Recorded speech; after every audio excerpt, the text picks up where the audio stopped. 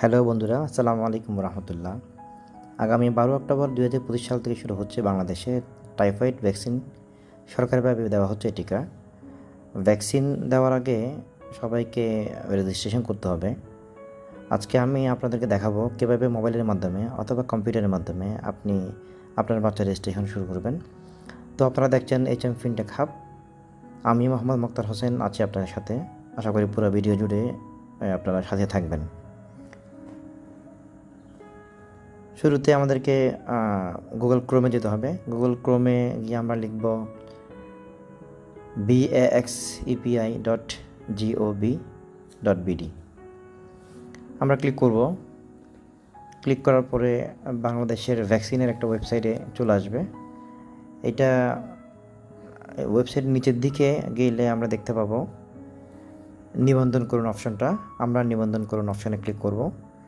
Click করার পরে এখানে আপনার বাচ্চার জন্ম তারিখ, দিন, মাস, সাল দিবেন। আপনারা আপনাদের বাচ্চার যেটা জন্ম নিবন্ধন আছে ওইটা থেকে দেখে সব এখানে বসাবেন। আমি আমার বাচ্চার দিন, মাস, সাল বসালাম। এবার জন্ম নিবন্ধন নম্বর বসাতে হবে। জন্ম নিবন্ধন সনদ নম্বর হচ্ছে আপনার বাচ্চার জন্ম নিবন্ধন কার্ডের 17টি সংখ্যার ডিজিটটা। এবার ক্যাপচা কোড দিয়ে আমরা সাবমিট বাটনে ক্লিক করলে দেখব অটোমেটিক্যালি সার্ভার থেকে আপনার সমস্ত তথ্য চলে আসছে। আপনার বাচ্চার নাম, বাবার নাম, মায়ের নাম। এরপরে মোবাইল নাম্বার দেওয়ার অপশান থাকবে। আমরা মোবাইল নাম্বার দিব, একটা ভ্যালিড নাম্বার। ইমেল নাম্বার চাইলে আপনি দিতে পারেন, না দিলে সমস্যা নেই। পাসপোর্ট নাম্বারটাও দেওয়াটা বাধ্যতামূলক না, দিলে ভালো, না দিলেও কোনো সমস্যা নেই। সব তথ্য ঠিক থাকলে নিচে বর্তমান ঠিকানা দেওয়ার অপশান থাকবে। আমার বর্তমান ঠিকানা হচ্ছে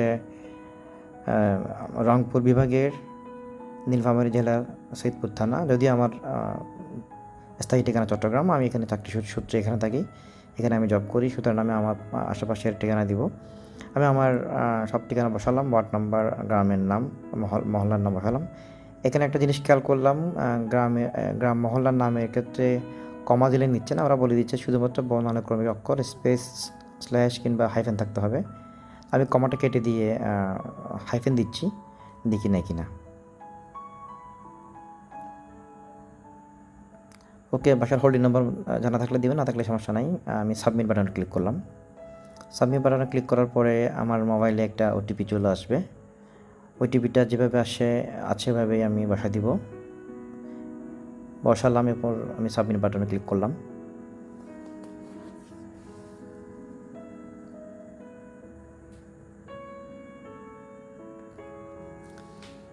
সাবমিট দেওয়ার পর অটোমেটিক্যালি আমার বাচ্চার নাম, আমার স্ত্রীর নাম, হেলথ আইডি নাম্বার, জন্ম তারিখ, মোবাইল নাম্বার, জন্মসাল নাম্বার সব ঠিকঠাক মতো আছে কিনা দেখাচ্ছে। এখন আমি টাইফয়েডের জন্য নিবন্ধন করুন অপশানে ক্লিক করব, যেহেতু আমি টাইফয়েড ভ্যাকসিন দিব।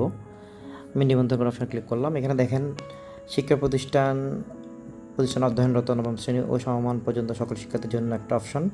যেহেতু আমার বাচ্চার বয়স হচ্ছে 9 মাস থেকে 15 বছরের মধ্যে, আমার বাচ্চার বয়স 11 মাস, আমি 2 নম্বর অপশানে ক্লিক করব, শিক্ষা প্রতিষ্ঠান বহির্ভূত ওই অপশনে। এখানে যে কেন্দ্রে ভ্যাকসিন নিতে ইচ্ছুক বর্তমান ঠিকানা অনুযায়ী ওইটাই লিখলাম। আমার বিভাগ, জেলা, থানা, পৌরসভা সব দেখাচ্ছে। আমি আমার বাসার আশেপাশে যে ভ্যাকসিন কেন্দ্র আছে ওই ভ্যাকসিন কেন্দ্র আমি এখান থেকে খুঁজে নিব। আমি যেখানে থাকি, বর্তমানে আমি যে বাসায় থাকি, বাসার আশেপাশে একটা ভ্যাকসিন কেন্দ্র আছে আমি জানি। আমি এখানে অপশন ড্রপডাউন মেনু থেকে এই অপশনটা খুঁজে নিব। আপনারা যেখানে আছেন, আপনাদের স্থায়ী ঠিকানা হোক, বর্তমান ঠিকানার কাছাকাছি যে ভ্যাকসিন কেন্দ্র আছে ওই ভ্যাকসিন কেন্দ্রটা যেটা আপনাদের জন্য কমফোর্টেবল হয়, আপনার বাসার কাছাকাছি হয়, এটা খুঁজে নেবেন।